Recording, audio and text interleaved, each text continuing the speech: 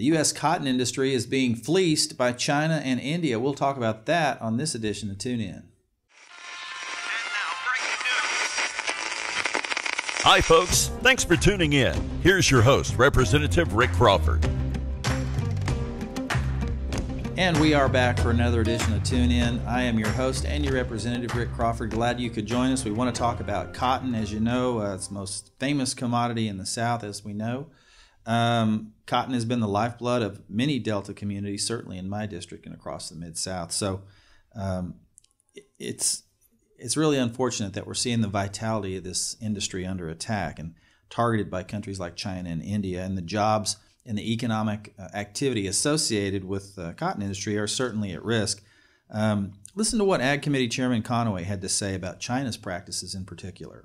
In the case of cotton farmers who are substantially excluded from the Farm Bill safety net, these producers have been whipsawed by Communist China's erratic policies. China has driven global cotton prices to record highs, only to then send them to a total free fall. Despite these circumstances, there's little to no help for the American cotton producers made available under our Farm Bill. So let's talk about those erratic policies he mentioned. China has amassed more than 60 million bales of cotton stocks at a price between $1.40 and $1.45 a pound. That's government-provided support. Man, it'd be nice if we could get cotton at $1.40. China's propping that up, and they are the world's largest importer as well. But they have reduced their imports from around 25 million bales down to approximately 5 million bales. And if they're also seeing some pressure from the Indian government, they've increased their price support for cotton by 35%, which means that the Indian cotton market is also flooding the market as well.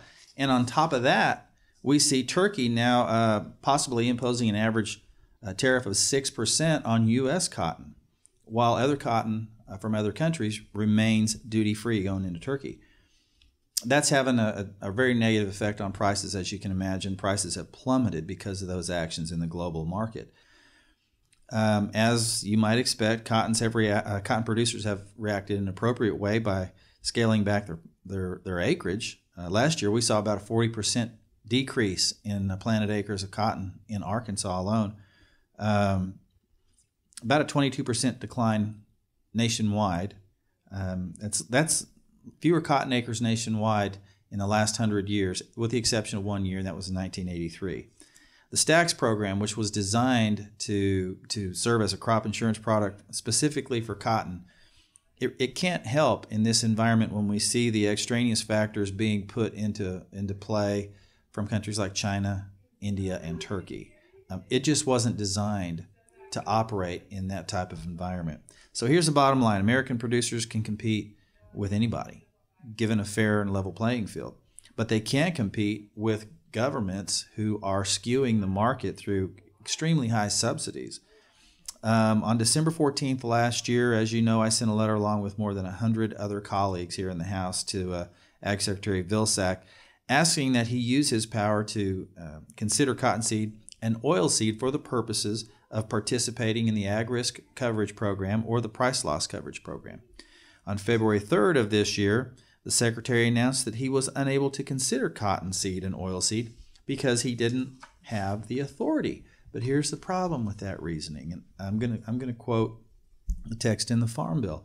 Among other reasons, Congress basically gave him the authority, and it says here in the 2014 Farm Bill, it defines other oilseed to mean, quote, a crop of sunflower seed, rapeseed, canola, safflower, flaxseed, mustard seed, cranberry, sesame seed, or any oilseed designated by the Secretary. I don't know how it gets any clearer than that. Now, he's been saying, well, there's some ambiguity in the statute. That doesn't seem very ambiguous to me. I just think he lacks the will to do it for whatever reason. I've already responded with a statement along with our colleagues here in Arkansas, asking him to reconsider that request of more than 100 bipartisan members of this body. Earlier this week, he appeared before the Ag Committee.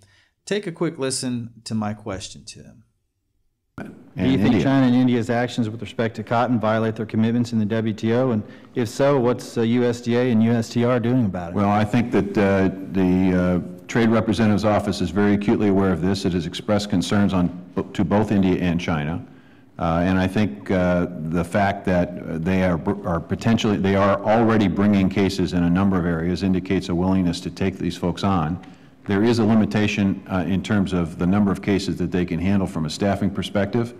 We're certainly going to continue to encourage them to put pressure, and we'll continue to put pressure on China.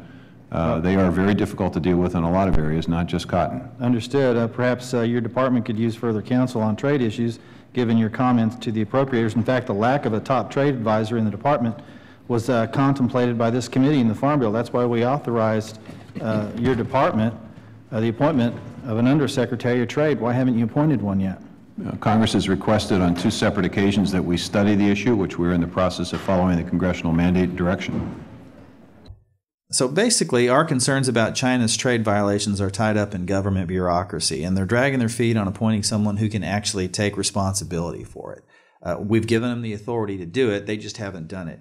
Meanwhile, his agency is refusing to act on our clear request for help to assist Americans who are suffering as a result of global market manipulation.